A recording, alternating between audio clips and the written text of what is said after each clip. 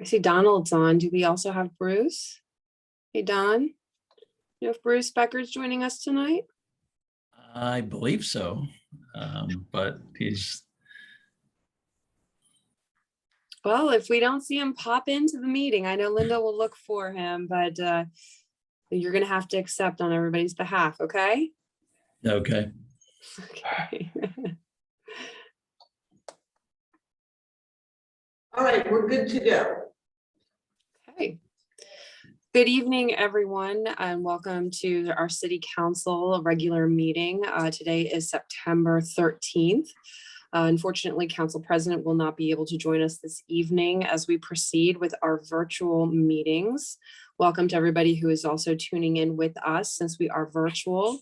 A reminder that you can obtain our agenda at readingpa.gov. That's where you also can register in advance of meetings for public comment or submit public comment to us via writing prior to our meetings. We encourage you to do that as we are in this virtual meeting settings. Moving forward today, we welcome, after our call to order and invocation tonight, we have Pastor Felipe Fana. He's representing Iglesia Misionera La Senda. And I believe, Pastor Fana, you are in City Hall, in the pen room. Yes. And at this time, Yes, I I am. would like you to bring the invocation for tonight. Thank you so much. Yes, let me just clear something. I am representing Pastor Fania. My name is Pastor Jose Montalvo. We have our church in South Street, 925 South Street. And I'm here in behalf of him. And I didn't know it was Zoom, so. here we are. That's why you didn't have the Zoom link. No, I Because I didn't sent know. it to He didn't him. tell me. He set me up for this, you know. Well, we welcome you. Thank you for Yes. being here tonight. Thank you, thank you. Yes, let's pray.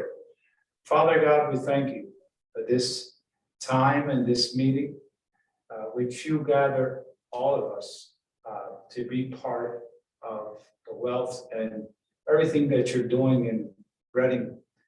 We ask you, Father, for the wisdom that only you can give, that wisdom that you gave to King Solomon, so that we can manage well what you put in our hands. I ask you to bless each and every one of the ones in charge in this meeting, so that they can do everything that you put in their hands to do.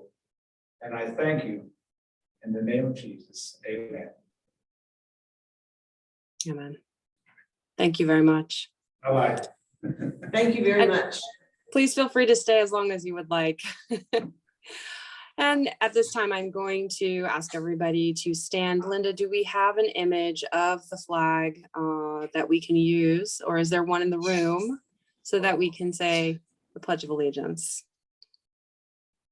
Yeah, hang on. There we There go. we Oh, perfect. Okay. I pledge of allegiance to the flag of the United States of America and to the republic which for which it stands, one nation, under under God, God, indivisible, with liberty and justice for all. Okay, thank you, Linda.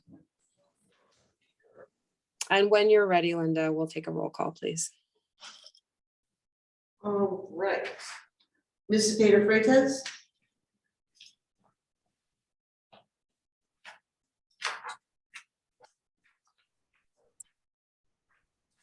Mrs. Peter Freitas?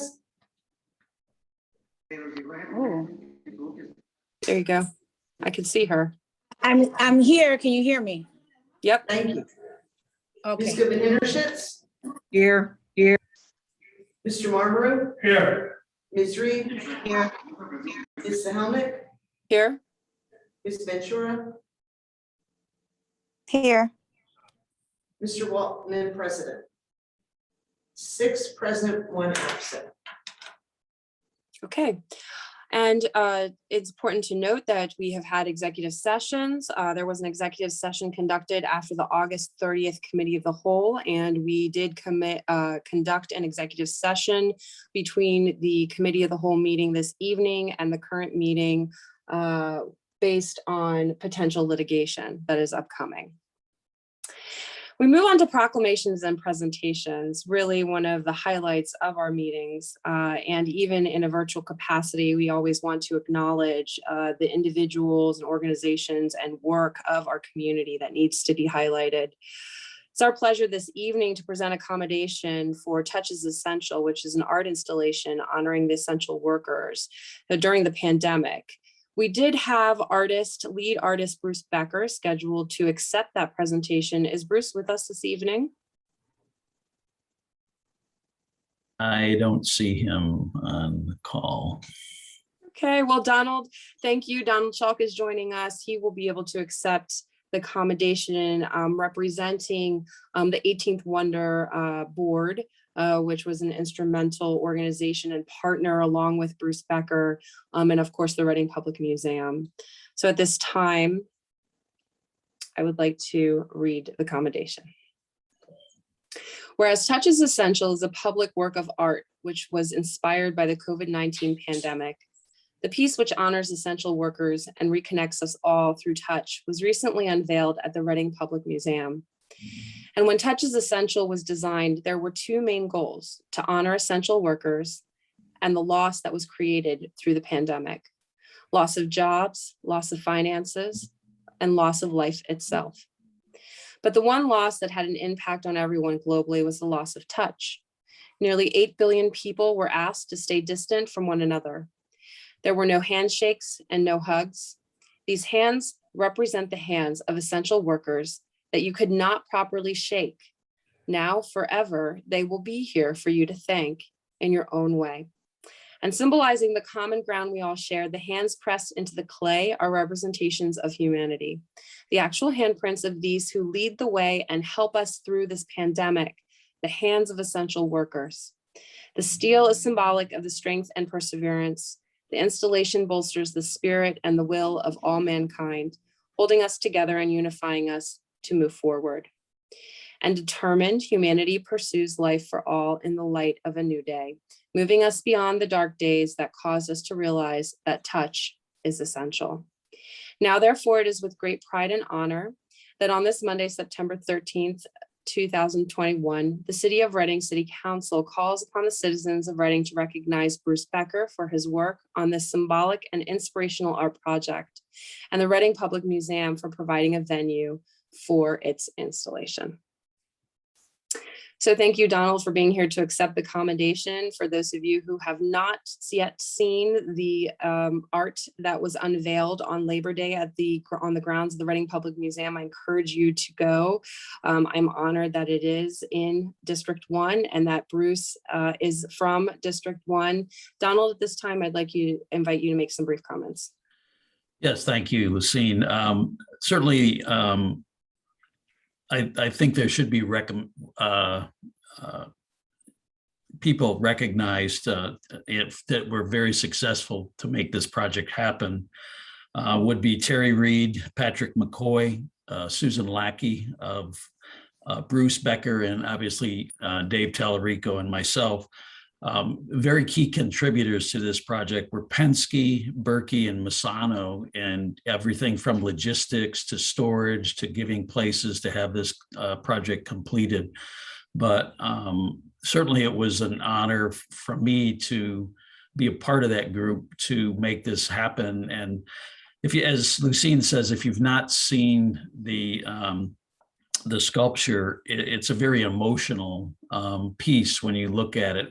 There's 200 handprints of people in our community that stepped up and were the front line and made us proud to be represented and taken care of us by them as citizens. So again, I thank you, and thank you for the board for recognizing this, and certainly I will share it with Bruce and certainly the 18th Wonder Improvement District, which was critical in making sure this project got completed.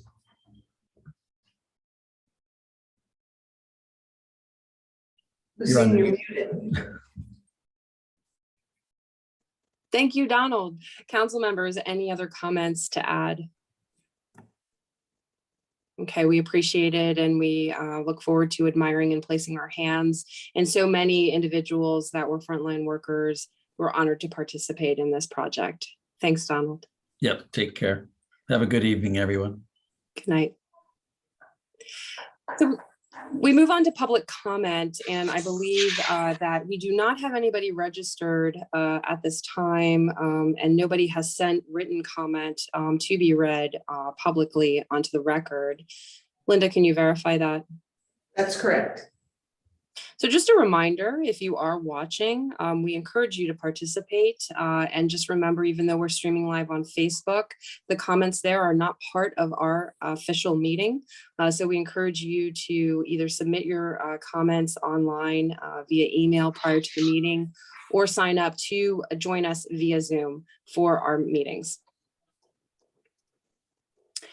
So moving forward, we're going to the approval of the agenda minutes. The agenda as presented for tonight's meeting of September 13th is available online. And the minutes for approval are from August 23rd in the regular meeting, approving the summations of discussion from the August 23rd meeting, August 30th, and September 7th committee of the whole meetings, and the September 7th nomination meeting. Is there a motion to approve the agenda and minutes as presented?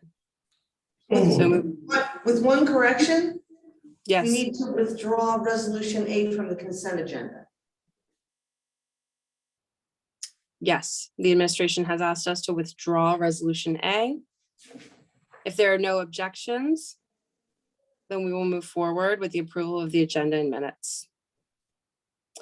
Moving on to the consent agenda legislation, these are 3 items that in consensus, we will move forward if there are no objections. As we just noted, resolution A has been withdrawn by the administration. Resolution B is authorizing the purchase of IT firewall maintenance renewal for 3-year term from CoStar's vendor Integra One in the amount of $150,564.51. Award of contract to Stryker Medical Chicago, Illinois, which is a CoStar's vendor, in the amount of $1,082,040, pending the transfer of funds for the purchase of EMS equipment consisting of heart monitor, defibrillators, AEDs, automatic chest compression devices for the Department of Fire and Rescue Services, and is partnering EMS and fire agencies in the Regional Assistance to Firefighter Grant, and a resolution authorizing the conditional offers of employment to the following probationary paramedic to be effective September 16th of 2021. Those individuals are Abigail Rogers, Benjamin Shearer, Nicole McClintock. So council, if there are no comments or questions and no objections, we'll move forward as approved to the consent agenda. And now we have the joy of the administrative report, always thorough. This evening, our managing director, Mr. Amoros, is joining us. Abe, please tell us the good news of the city. Thank you, Counselor. I have quite a bit, so I'm going to get through it as quickly as I can. The mayor attended a press conference at the Gordon Hudak Stadium in celebration of the Olivet Boys and Girls Club's receipt of the Scottsfield Refurbishment Program. This program awards modern playable youth baseball and softball fields refurbishments to 4 communities in need within the U.S. and is backed by the Scotts Company. It was a very exciting event. The mayor also hosted the Teen Writing Club at City Hall and had lunch with the teens and provided a tour of the building afterward. He also participated in National Health Center Week at City Park with the assistance of the Berks Community Health Center, which hosted the event, and the mayor also provided a proclamation to the group recognizing the day and thanked all of the participants. He also participated in an interview with WEEU Talk Radio. The focus of the interview, of course, was upcoming vaccination clinics at Penn State St. Joseph's downtown clinics.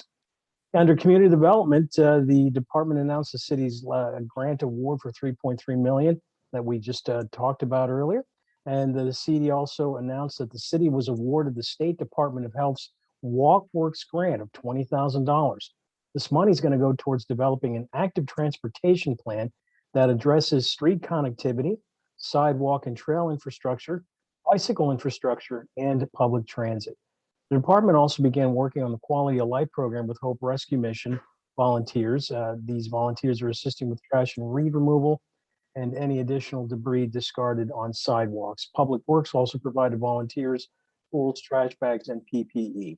In addition, property maintenance inspectors were present and educated property owners about Quality of Life program and the need to maintain their properties and neighborhoods clean. The CD Director and Property Maintenance Department also met with residents in the 1200 block of Holy Street to address unkempt properties in the area. Public Works assisted in this venture, addressing some of the issues, and the Community Development Department agreed to monthly meetings to discuss progress in that neighborhood. The department also met with Stantec to discuss the finalized report for the Downtown Plus Strategic Plan, which we are expecting by the end of this month, and we will be happy to present before council as well. The Finance Department Information Technology Division continues to work on its transition to the Tyler Munis system. IT staff has completed training on program features the city will be utilizing. The Department IT Division is also finalizing preparations for the organization's Office 365 rollout and successfully switched to the new Web Help Desk system on August 31st. It is currently working on scanning assets into the new Help Desk software. The Finance Department's Citizen Service Center continues working on updating residential trash account data. The updated list of new trash accounts has been provided to RAWA for billing purposes. The CSC expects a higher call and walk-in volume and asks the public to be patient as they assist residents with their questions regarding their billing changes. Finance Department has also welcomed 2 new employees. Caroline Rodriguez will start as the Finance Department's accounting manager on September 7th, which is last week, and also coming from the city auditor's office. Also hired was Jessica Didow, who has been named the new grants coordinator, replacing longtime employee Cindy DeGroot in the capacity. Under fire, the department held its September 11th memorial service at City Park this past Saturday, which was very moving, well done, well organized. Kudos to both chiefs and all personnel in uniform who were present that day, as well as members of the administration and members of the public. The RFD EMS did a great job responding to Hurricane Ida on Wednesday, September the 1st and Thursday, September the 2nd. The mayor is grateful for the efforts of our fine men and women who worked making sure everyone was safe. And although the Schuylkill River was crested, the damage caused was minimal. Under human relations, as of last week, we've had over 1,000 total rent and utility assistance applications. 988 applications were for rental assistance. 641 applicants were facing eviction. 257 applicants were not actively facing evictions. 91 applicants resided outside of the city, but within the county, so we were able to assist them as well. And we had 34 applications for utilities. The Human Relations Commission has also assisted 300 families through this program, and $1,064,762 has been spent accordingly. Under library, the Reading Public Library hosted the Three Little Pigs Berks Jazz Fest event featuring the Berks Opera and Yoakum Institute of the Arts. 90 people attended this event on the front steps of the RPL's main branch in August. And the RPL would also like to thank the city for its work on the HVAC systems, and council members are fully aware of that as well. And we want to thank you for your vote in anticipation. The public library held its quarterly For the Culture Book Club at the Grill and Chill restaurant. And the book club is a project library clerk took the lead on. Book club participants read and discussed temporary novels by authors of color. Under police, the department's multi-agency Operation Ceasefire continued its efforts to reduce gun violence in our community, and the details were in the seizure of 12 illegal firearms in the month of August alone. It should be noted, non-fatal shootings continue to trend at 36% year to date, which is down in comparison to last year. So that's a bit of good news. And we've also had several supervisory changes that took place last week. Community response coordinator is Lieutenant Lance Lewis. Police Academy Director is Lieutenant Brett Sneeringer. Quartermaster Sergeant Lance Lonsinger. C Platoon Commander Lieutenant Lou Shade. B Platoon Sergeant Jacob Stefani. Welcome them in their new posts. Under Public Works, completed the design and plan installation of ADA accessibility for a soccer field at 11th and Pike Playground. The 11th and Pike fence construction project is also set to begin upon arrival of materials. Public Works team completed the Pennsylvania Department of Agriculture's pesticide program and is collaborating with the Reading School District to identify safety concerns with street accessibility as well. That collaboration will continue with RSD and PennDOT on a bid to correct deficiencies identified. Public Works is also set to begin line painting this week. There was a delay in the beginning of the line painting this year due to a delay in paint delivery. And of course, these are supply chain issues as a result of COVID. And Public Works wastewater treatment plant kicked off the U.S. Department of Energy's Utility Savings Initiative on the 1st of September. And this initiative is intended to reduce operating costs for local governments, freeing up resources for additional investments in energy efficiency and other priorities. The Public Works crews will begin the Penn Street paving project for the 200 and 300 blocks of Penn Street on October the 4th, with an expected timeline of 3 weeks to complete. There was a delay in starting the project due to a sinkhole that appeared and needed repair this summer, which many of you are aware. And lastly, Public Works will continue to oversee the 18th Ward Bicycle Pedestrian Trail Construction Project. Pavement restoration occurred at the 3rd Traffic Island, while preparations were being made for the concrete curb installation at the 6th Traffic Island. This concludes my report. And as always, I'm happy to take questions from any council. Okay, thank you, Abe. Very robust report as usual. Any questions or comments from fellow council members? Okay, Donna first, then Marcia. Appreciate the report. I do think we need to be cognizant today of the shootings that have occurred at 10th and Spring Streets. I mean, the report's full of good and happy news, but we also need to be realistic about some of the situations that are occurring in our city. Quality of life issues throughout the city, the prevalence of gun violence, and how we can address that with partners. The ability to recognize people, which we do in many respects, from the 9/11 event to smaller events. But I'm most concerned about us not addressing head on. It's great to look at stats, and I appreciate everything our police department does. But we need to address, and meaning those of us who have the public trust as elected officials, from all of us on council to the mayor, especially the mayor, to our auditor, we're all there and we hold the public trust. And people are seeing a decline in the quality of life and a concern about rising crime in the city. How do we address it? How do we publicly speak to it? Life is more than a photo op here and a smile there. We have to be realistic about what is going on in the city. And it's, I love the city, but things aren't all peachy keen. And we have to recognize that and address it and deal with it head on. And I feel sometimes these reports deal the surface issues and not the visceral quality of life and the everyday living that people are experiencing. I'm hearing it here in a neighborhood that's a residential suburban type neighborhood where people are telling me it's degrading. The streets are degrading. Property maintenance is degrading. We have concerns and they're not addressed. We have to talk to our residents and deal with those issues. And they're not getting callbacks from City Hall. And it's all over the city. I dealt with 2 in Lucine's district where people said, here's someone who came out. They said something would be done. We followed up. Nothing's happening. I do want to tip my hat to Frank Dombowski. He is always wonderfully responsive to everything. He personally checked those South 5th Street issues out. Today I dealt with an entity in Bern Township and worked with the Bern Township director on something. I cleared it through Frank and the mayor's office. But we have to be more hands-on, and I'm sorry, I don't see that happening.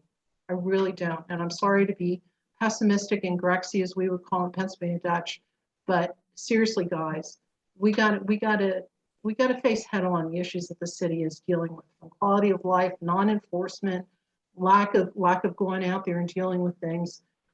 Our residents deserve better than what we're giving them.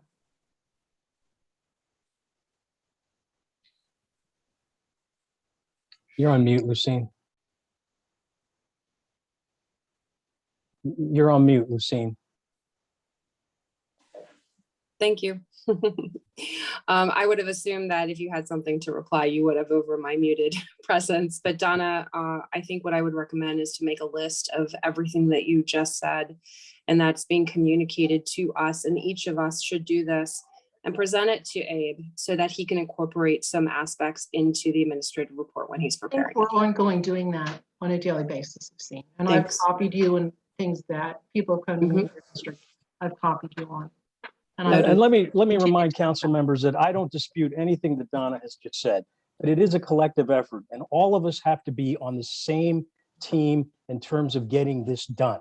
And we have done, I think, especially in the last 3 months, a Herculean effort to address every single email that has come from council, every single request.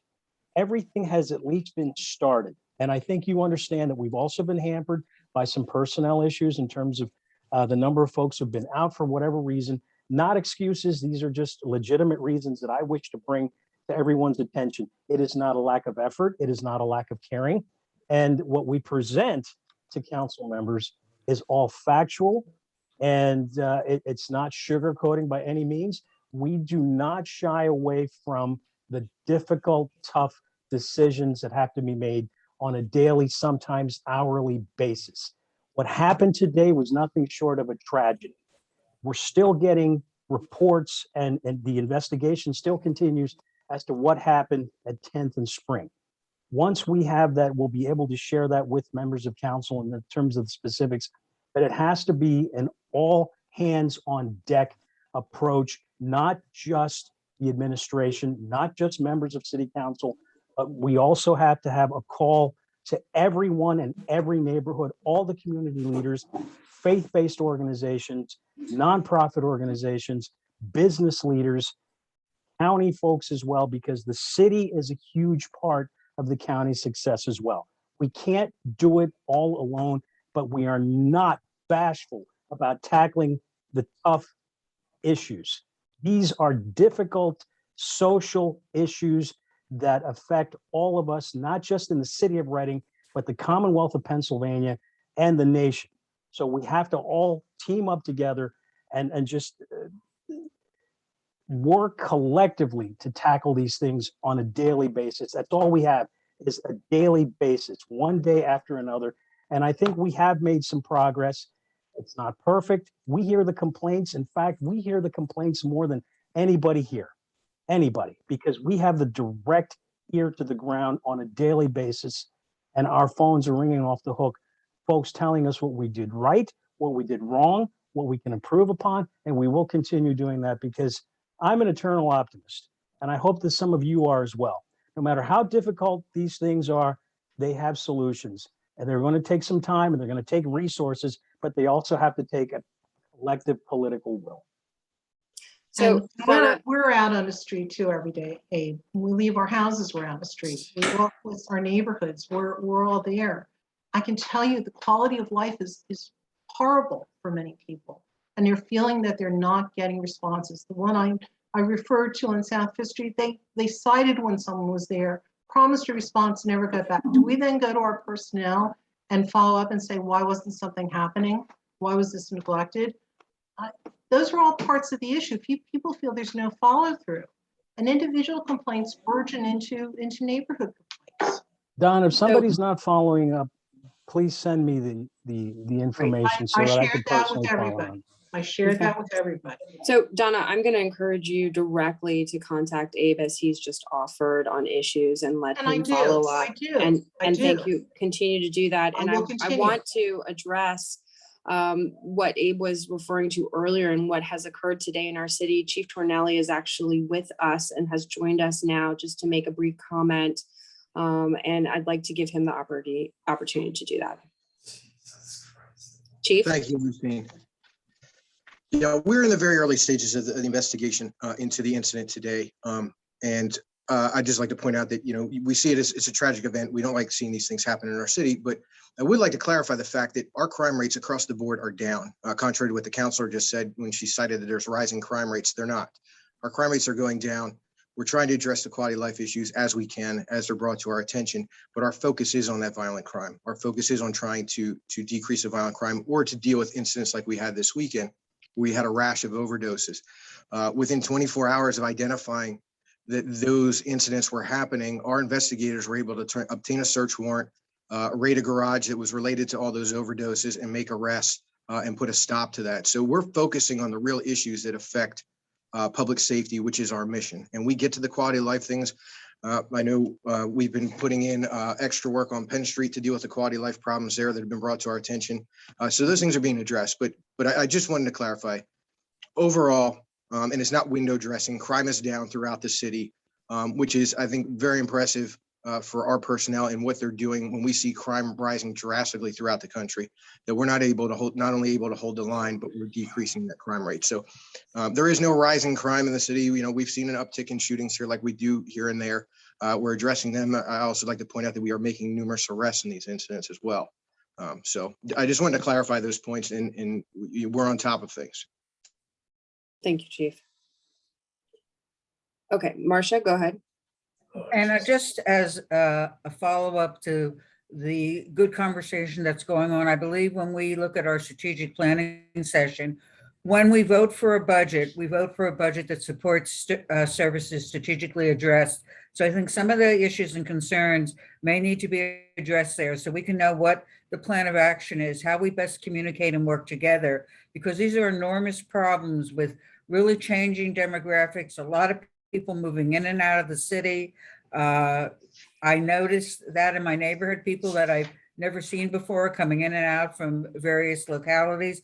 It all sort of makes it a lot more difficult. And then the things that are so important, the appearance of our neighborhoods, of our streets, sometimes those things are put on the back burner because of so many other pressing issues. So we need to talk about this as a body. I did want to follow through, and I wanted to, first of all, thank Chief Tornelli for the rapid response of the Reading Police Department in dealing with, I believe, we're up to 70 overdoses this past weekend due to some,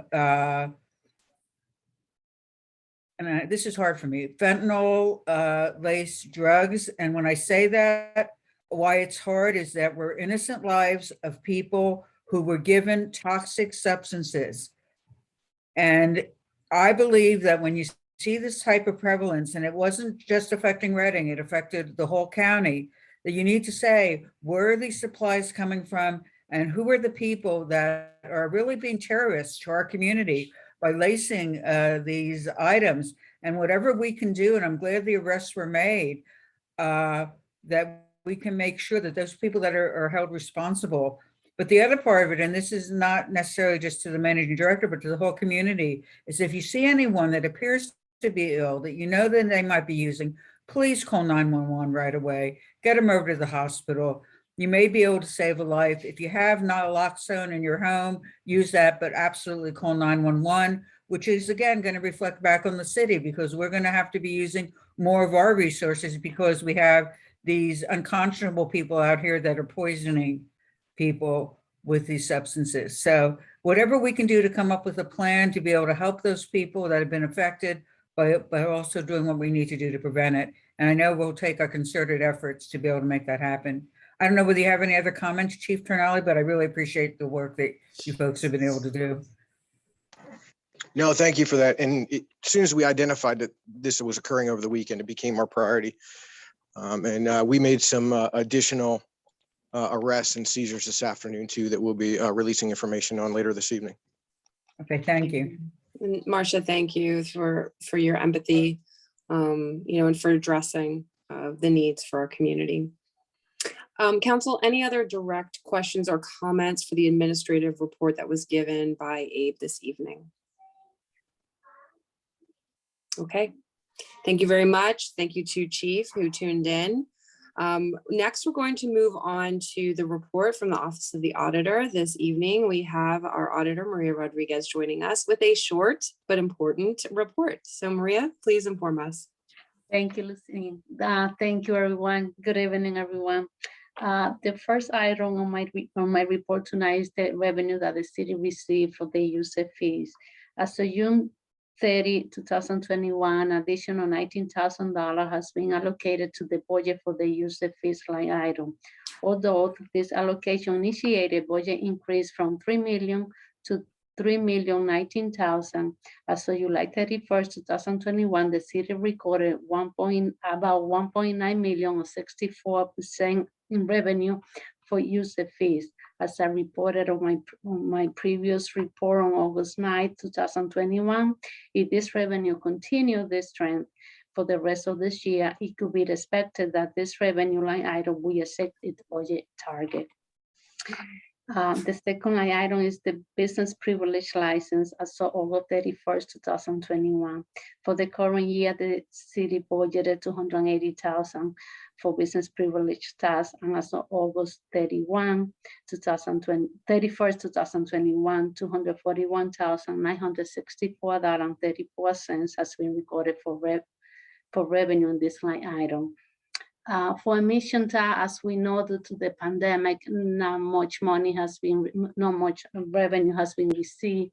It was received in 2020, and in 2021, as of August 31st, the city recorded $45,012.67 for revenue in this line item. This revenue was received from the Reading Phillies Energy Stadium with a cession of $52.80 that was recorded from the Performing Arts Center for tickets sold for the Reading Symphony concert. Due to the loss of revenue in 2020, only $200,000 was budgeted for admission fee tax in 2021. This is my report for tonight, and I'm open for any question that you might have. Thank you. Okay, thank you, Maria. It's important to note the amusement tax and It's coming back. coming back. Yes. I see Johanny has a question for you. Go ahead, Johanny. As always, for your informative report. Regarding the business privilege license, would you say that the decrease in is also related to the pandemic and several businesses shutting down in our city? In that case, I would have to look all the data and compare the data to previous year to see what is going on. And as a matter of fact, that was something that I was trying to work on it to do an audit on the business privilege license. However, as Abe just mentioned it, Caroline was the auditing coordinator, so I'm here now by myself. So I put on a stop on that. We already started the audit, but I would like to complete it, but this is budget season and I'm here by myself. So as soon as I have a chance to go back to get all the information and maybe get somebody out in this position, the auditor coordinator, we can move forward and complete the audit on the business privilege license. Would this constitute a loss of revenue for the American Recovery Relief grant?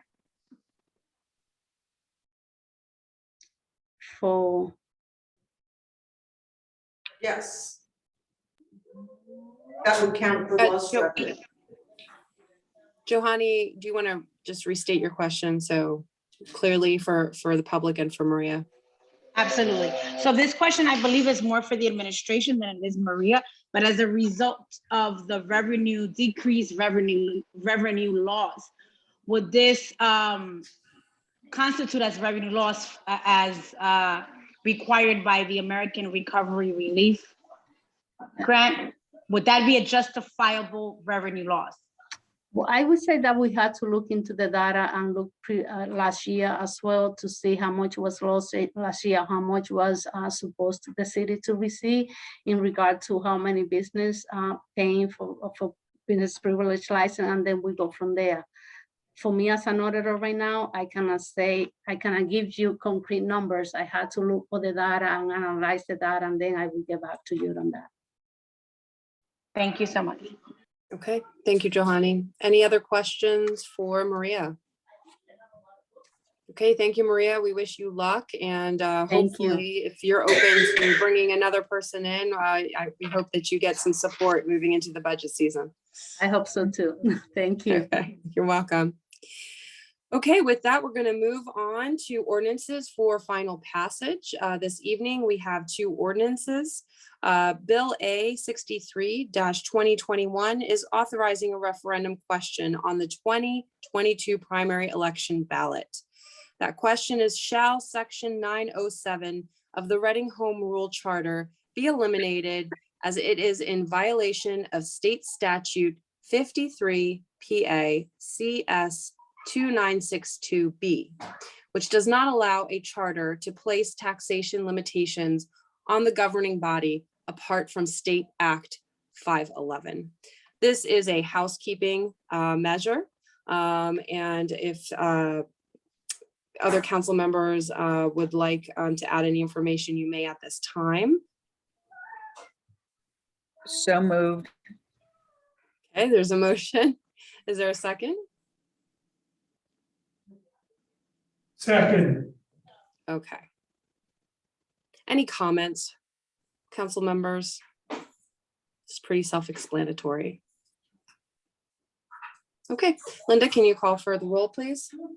Motion was made by Councilor Goodman Hintershit, seconded by Councilor Marlborough to enact Bill number 63, 2021, which authorizes a referendum question on the 2022 primary election ballot to eliminate Charter Section 907 to end the violation of the state statute.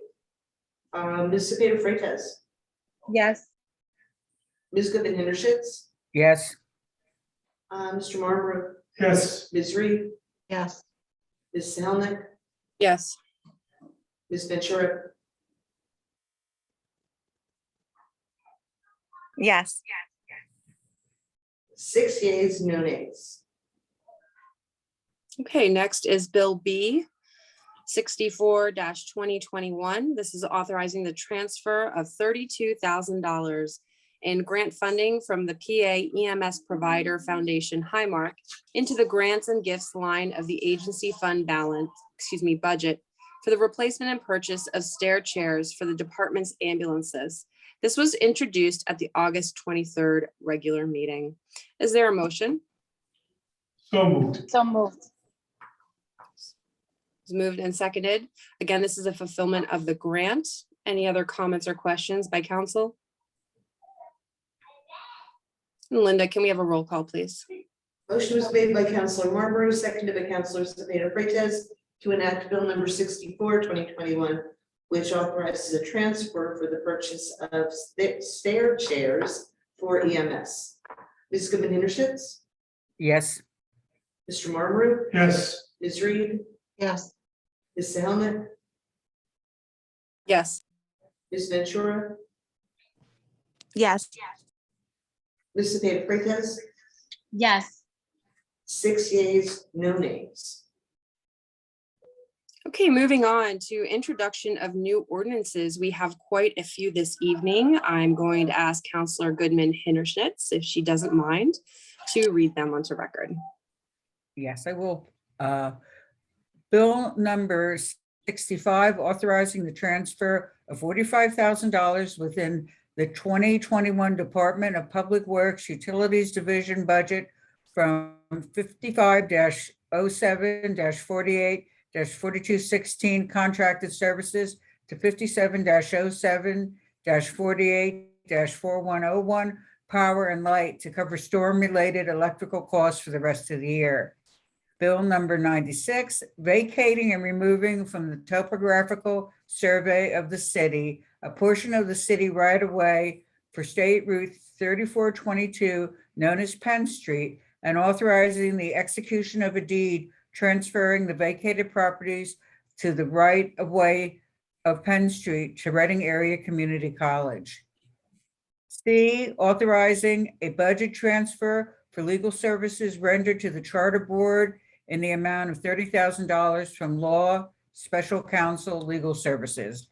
D, authorizing the amendment of the CIP budget by providing $248,578 in funding for the cost of the fire system upgrades in the main library building to be paid by the Public Works Public Property line item.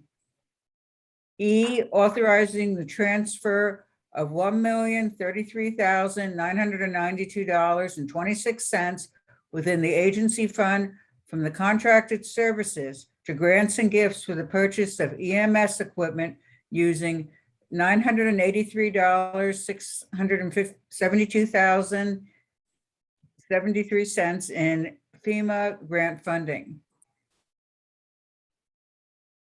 Okay, where am I at here? F, authorizing the appropriation of $3 million in the American Rescue Plan Act funding in the Berks County Convention Center Authority for the Santander Arena and the Performing Arts Center to assist with them to recover from the financial losses due to the closure of the facilities due to the pandemic.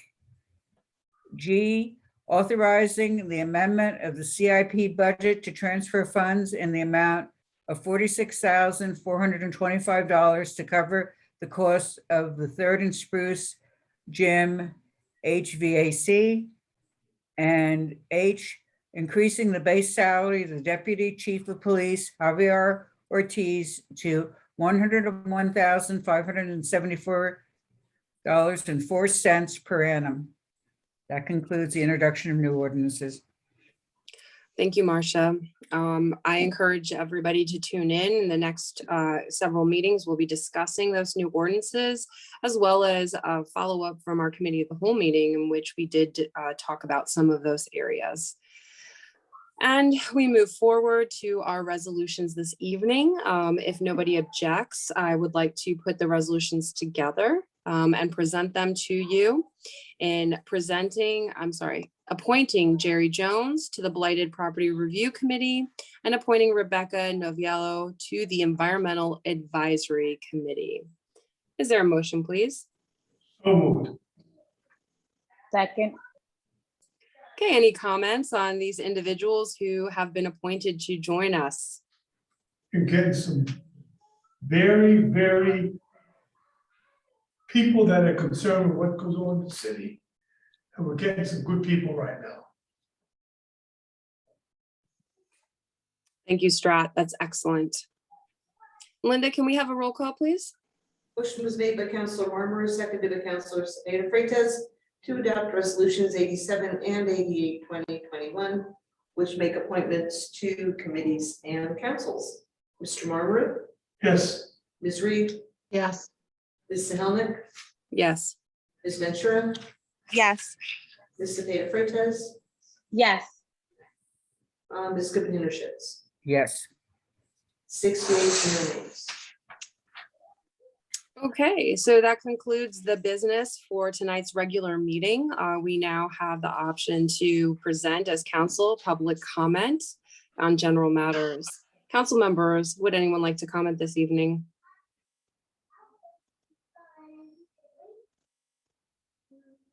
Johanny. Hi, good evening, everyone. Just a couple of announcements of events that are taking place over the weekend.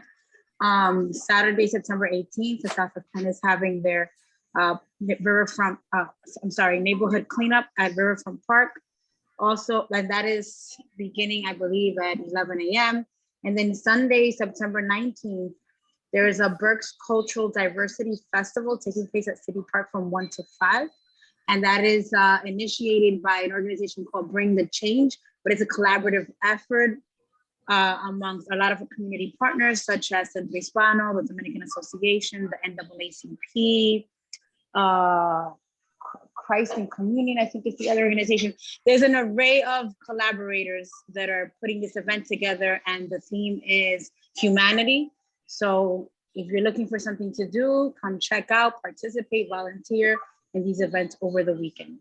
And then on another note, and this is more to the body, I I had a group of investors in the neighborhood, such as Dr. Pepen, Leopoldo Sanchez, and Sofia Tujada, that are requesting to have like a meeting with community development, zoning, because they're having, I guess, difficulties as it relates to getting permits and completing their investments, such as the one on 4th and Elm Street. So I'm putting it out to the body. I'm not sure how we can make that possible, but they have some concerns in terms of permit processing and just getting things moving with their projects. So that's it on my end. Thank you. And I hope everyone enjoys their week. Thank you, Johanny. Donna, I think you were next. Sure, I was sort of following up with what Johanny said with the downtown different projects. I know I get a lot of questions, and I'm sure the rest of the counselors do. It would be nice for us to have an accurate and detailed explanation. I realize these are private entities that own it, but what is going on with the Madison, severe concerns, and Marcia, you've noted that, the open windows, appearance of nothing happening there. The Berkshire, that was supposed to have been done this month, nothing happened there. Reading Eagle building. Now, those aren't city-owned properties, but I think whatever information we can share with the public is important, because I know, like many other writers, I've written about the hope that's come with those buildings, but it's embarrassing to me to have written about it when nothing's happened about it. And moreover, take away my personal feeling, but the public should know what's going on with those buildings after we've been touting a Reading Renaissance. What truly is happening with those buildings, because we're not seeing movement. Also, our buildings at 5th and Penn are city buildings, for goodness sakes. What are we going to do an RFP on those? It's been taken forever. You know, we don't have a Renaissance yet, guys, but we got to have one. And when are we going to do it? We've got to have some answers for the public on these things. Okay, thank you, Donna. Marcia, did you have some comments? Yeah, and I just want to follow through, even though these are not occurring in my district, it's the district that I work in. The Madison building, because it's behind the building I work in, I can observe what has been happening and what hasn't been happening. And my greatest concern is when the construction, for whatever reason, it's a private developer. I hear things, I'm not sure what's fact and what's not. The reality is all the buildings, all the windows of that building are open. It does not take a council member to need to go to codes to be able to say that that's happening, okay? Because it's very apparent. And I think that might be true of a lot of buildings where the developers, for whatever reason, have fallen short. So I think if we want to protect our downtown and make it viable, we all know that what happens with water damage can destroy the integrity of a building. And we see that at 4th and Penn with the roof that's off on that building there. I mean, there's just so many, if you look from on high, that have damage that at a certain point, they aren't going to be able to be rehabbed. So I think that's needs to be on our agenda when we're doing some strategic planning. What are the plans and what are the real plans? We have to be honest with each other. If developers haven't been able to follow through because of financial situations, just say that out loud. Because what's happening is more people are coming downtown with the Alvernia, and people are seeing things and they're asking, and of course they ask us as elected officials, and what do we say to them? And that I think, Right. it's We don't like have we all all that need to be on the information. same page, and I won't use the word Renaissance when I don't see Renaissance happening. Yeah. I've been always known for being honest about things, so I want to be able to continue to be that way and say, okay, there may have been a bump in this project. Let's look at how we can fix it. As the managing director said earlier, let's look at, okay, what can we do to be able to fix the problem, but not say that it's existing. And I know I hear comments. We just have to move ahead with this. I've just I'm asked them. curious to hear what our visitors with the downtown conference now are saying, because they certainly must clearly see what's going on at a ground level. And I'd love suggestions from them of what worked well in their hometowns, how we can adapt and make those things happen here. And I hope we can get some feedback in form of a report or something, since many of us aren't clearly not involved in that, and many of us wish we were. I've just asked the Director of Community Development for a report that we can share during the committee of the whole, so stay tuned. Thank you very much. Thank you, Abe. Strat, did you want to make a comment? Excuse me? I just wanted to make sure I didn't miss you. Did you want to make any comments this evening? No, thank you. Okay. Yeah, and Abe, thank you. That was going to be my request to have a very fact-forward, non-sugar coated report by community development. And I believe it'll answer and address some of the development issues, even though they are private entities who are doing these projects. I anticipate they are still reporting their progress or challenges through the Department of Community Development, as well as some that might be pertaining to the Redevelopment Authority. I know certainly the parcels and properties that the city is responsible and beholden to, like the Callow Hill, like Dana, they need to be addressed. And so we look forward with haste on an accurate and very real report of what's happening, especially since College Town is open, right? So that really was kind of the anchor and spark, so to speak, of then what was to follow and what we've all been looking forward to. So thank you for ensuring that we are going to receive that. In addition to Donna's comment regarding the conference, I do want to acknowledge and thank the Pennsylvania Downtown Center for honoring the rescheduling of their annual conference here in Reading. They are here right now, and they are seeing everything. They are being encouraged to walk up and down the Penn Street corridors, not only to observe and to relish in some of our beautiful architecture, but also to make improvements and to bring forward from their jurisdictions successes and challenges that they experience, because Reading is not unique to what we are experiencing. And so being able to address the conference this morning, in addition to Abe and various members of our city administration who were there, including a video by the mayor, I established our relationship with them. I really want to commend the Youth Commission. I know we have not spoken about them too much, but silently, they have been strong in their efforts of moving forward as a commission. I commend them, and I look forward to what they hopefully are planning and the work that they are doing. I know that Marcia and I spoke earlier about a new appointee. There's still strong interest, and we want to see that with our boards, authorities, and commissions. So I'm very excited on the momentum, and thank Councilwoman Ventura for being the designee also with me to work with this new group. I also want to bring forward the call to activate the Citizens Commission.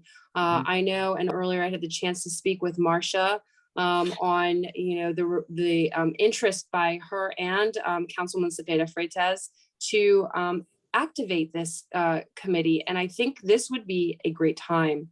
So we've started to talk about why and how, engaging our citizens, engaging their point of view and perspectives and feedback, especially as we move into the ARPA and budget season and the usage of those funds, in addition to some of our basic level needs as a community that we're all talking about tonight. So I look forward to them talking and considering and putting work into that. And thank everybody this evening for tuning in on all of the work of the city, the good, the bad, and the ugly. Together, we all represent our city of Reading, which we love so much. So with that, I would like to move forward into the council meeting schedule. We do have a pretty heavy schedule moving forward. Monday, September 20th, we have the Nominations and Appointments Committee and the Committee of the Whole. Tuesday, September 21st, we have conditional use hearings. Wednesday, September 22nd, we have a priority summit, which will be a hybrid. Monday, September 27th, we have a Committee of the Whole meeting and a regular meeting. So on and so forth. Please feel free to follow along, not only on social media platforms, but at readingpa.gov, where you can get a hold of all of us at council@readingpa.org if you need our email addresses. So with that, I would like to ask for a motion to end the meeting and adjourn. You got it. Thank you so much, Strat. And thank you, everybody. Have a wonderful week here in Reading, PA. Thanks so much. Linda, Good what's night, that everyone. Friday? What's that 22nd meeting? That's the priorities summit. Good night, everyone.